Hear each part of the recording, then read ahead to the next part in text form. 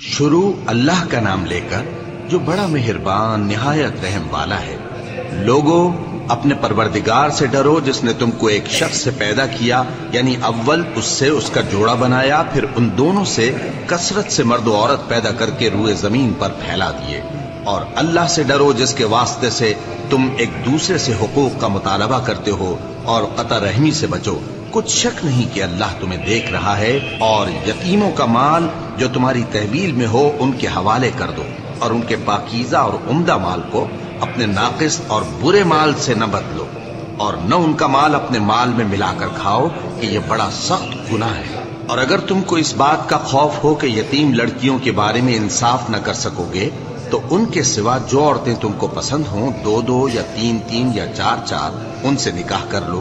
اور اگر اس بات کا اندیشہ ہو کہ کئی عورتوں سے انصاف نہ کر سکو گے، تو ایک ہی عورت سے نکاح کرو یا باندی سے تعلق رکھو جس کے تم مالک ہو۔ اس طرح تم بے انصافی سے بچ جاؤ گے۔ اور عورتوں کو ان کے مہر خوشی سے دے دیا کرو۔ ہاں، اگر وہ اپنی خوشی سے اس میں سے کچھ تم کو چھوڑ دیں تو اسے مزے سے کھا لو۔ اور کم عقلوں کو ان کا مال جسے اللہ نے تم لوگوں کے لیے سبب معیشت بنایا ہے مت دو۔ ہاں، اس میں سے ان کو کھلاتے اور پہناتے رہو، اور ان سے معقول بات کہتے رہو۔ اور یتیموں کو بالغ ہونے تک کام کاج میں مصروف رکھو اور جانچتے رہو۔ پھر بالغ ہونے پر اگر ان میں عقل کی پختگی دیکھو تو ان کا مال ان کے حوالے کر دو، اور اس خوف سے کہ وہ بڑے ہو جائیں گے، یعنی بڑے ہو کر تم سے اپنا مال واپس لے لیں گے، اس کو فضول خرچی اور جلدی میں نہ اڑا دینا۔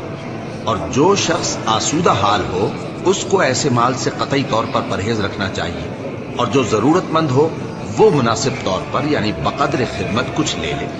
اور جب ان کا مال ان کے حوالے کرنے لگو تو گواہ کر لیا کرو، اور حقیقت میں تو اللہ ہی گواہ اور حساب لینے والا کافی ہے۔ اور جو میری نصیحت سے منہ پھیرے گا اس کی زندگی تنگ ہو جائے گی، اور قیامت کو ہم اسے اندھا کر کے اٹھائیں گے۔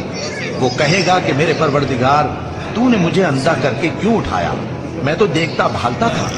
اللہ فرمائے گا کہ ایسا ہی چاہیے تھا، تیرے پاس ہماری آیتیں آئیں تو تو نے ان کو بھلا دیا، اسی طرح آج ہم تجھ کو بھلا دیں گے۔